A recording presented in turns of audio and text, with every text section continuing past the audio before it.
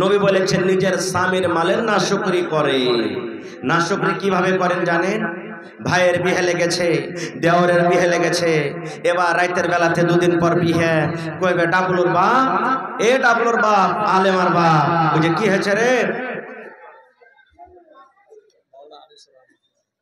এক মিনিট বাস, এটা খালি শেষ করে দিই একটা কথা। এবারে বলবে এ আব্দুল্লাহর বাপ, ওই যে কি হয়েছে, বলছে দুদিন পর যে তোমার ছোট ভাইয়ের বিহে, এখানটা ভালো কাপড় গালা যে নাই, তা কাপড় গালা কিনে দিবে না? বলছে হাজি আব্দুল্লাহর বাপ, 3 দিন পর তো আমার ভাইয়ের বিহে লাগবে, বিহে খেতে যাব, তো এখানটা ভালো শাড়ি গালা তুমি আমাকে দিবে না?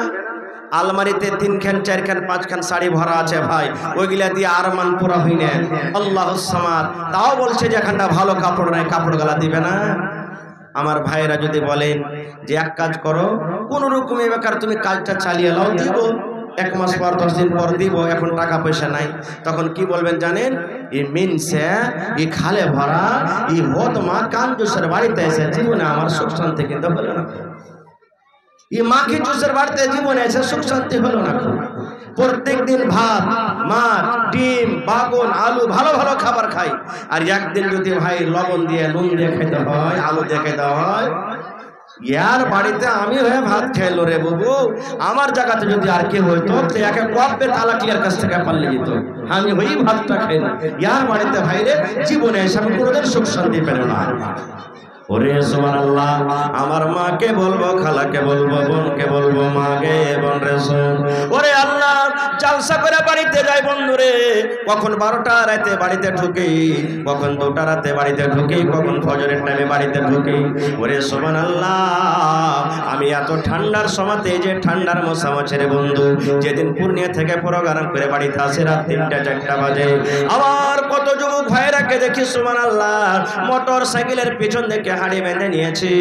এবার ওই ঠান্ডার সময়তে শীতের কারণে রাস্তা দেখা যায় না, এত ঠান্ডা, কন কন কন কন করে বাতাস চলছে, এত ঠান্ডা থাকা সত্ত্বেও আমার ভাইরা এই গোলাপবাগ পূর্ণিয়ার মার্কেট থেকে মাছ কিনে সকাল 7টা 8টা হতে হতে গ্রামে চলে গেল।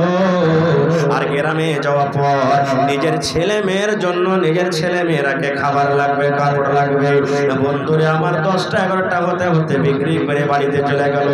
ও আমার মায়েরা, ঝমঝম ঝমঝম করে মেঘ হয়, আপনার স্বামী মাঠে কাম করে। ওরে আল্লাহ, গরম চলছে, গরমের কারণে রোদে টিকা যায় না, গাছের তলাতে থাকা যায় না, পাংখার তলাতে থাকা যায় না। কত ভাইকে দেখবো এরকম গরম থাকা সত্ত্বেও মাঠে কাজ করে, এত কষ্ট আপনার জন্য করে গে মা, এত কষ্ট শুধু আপনার জন্য করে।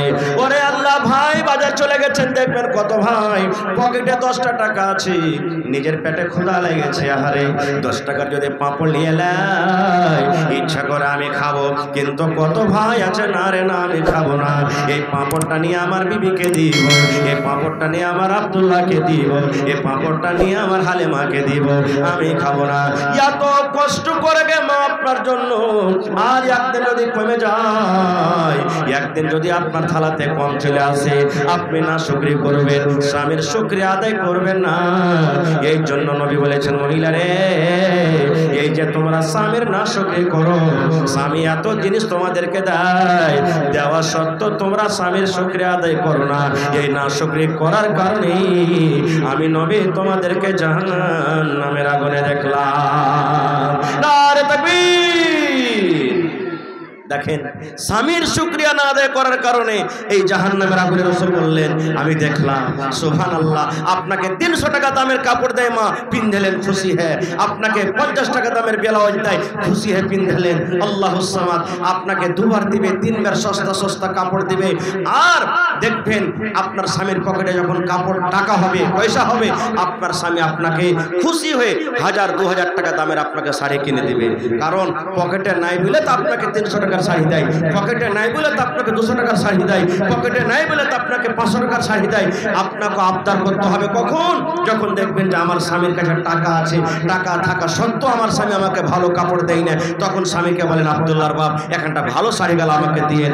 আর যদি দেখছেন আমার স্বামী কোনো রকম দিন কাটছে, রাত কাটছে, কত কষ্ট করছে, ওই টাইমে আমি যদি আমার স্বামী 200 টাকা দামের কাপড় দিতে পারবে আর আমি 1000 টাকা দামের যদি ডিমান্ড করে দিই, তাহলে আমার স্বামী দিতে পারবে না, কত লজ্জা পাবে, শরম লাগবে ওই টাইমে মা খবরদার আপনি এই সময়তে স্বামীর নাশুকরি করবেন না। নবীর এই ওয়াজ শুনে, নবীর কথা শুনে আল্লাহ সামাদ বললেন, ওয়াজ করলেন দান করো, সাদকা করো। জালসা শুনতে যায় মানুষ টাকা নিয়ে যায়, এবার রাসূল বললেন দান করো। ঈদগাহের মাঠে কে দান করবে? হযরত বেলাল বললেন আমি গামছা বিছিয়ে দিলাম, আমি রুমাল বিছিয়ে দিলাম, তলিয়া বিছিয়ে দিলাম। মহিলারা এসে একে একে নবীর সামনে দান করতে লাগলেন। যার কাছে টাকা ছিল টাকা দিয়ে দিলেন, যার কাছে টাকা নাই গলার হার দিয়ে দিলেন, কে কানের বালি খুলে দিয়ে দিলেন, কে গলা থেকে পান খুলে দিয়ে দিলেন, কে হাত থেকে আংটি খুলে দিয়ে দিলেন, কে হাত থেকে গলা খুলে দিয়ে দিলেন, কে টাকা খুলে দিয়ে দিলেন, কে পা থেকে পায়াল খুলে দিয়ে দিলেন। যার কাছে যা গয়না গাটি চলো সুবহানাল্লাহ, নবীর সামনে গয়নাগাটি খুলে খুলে আল্লাহর নবীর সামনে দান করে দিলেন। নারে তাকবীর!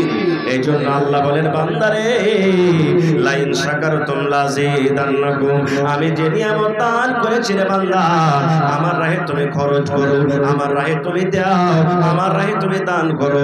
দান করতে গেলে লাযিদান্নাকুম, আমি আল্লাহ রাব্বুল আলামিন তোমার মালে আরো বরকত দিব, তোমার মালকে আমি আল্লাহ বাড়িয়ে দিব। আর যদি তুমি না শুকরি করো, বখিলি করো, তাহলে জেনে নাও ইন্না আযাবি লাশাদীদ। আর একটা আপনাদের সামনে হাদিসের কথা বলছি, সহিহ বুখারী শরীফের হাদিস।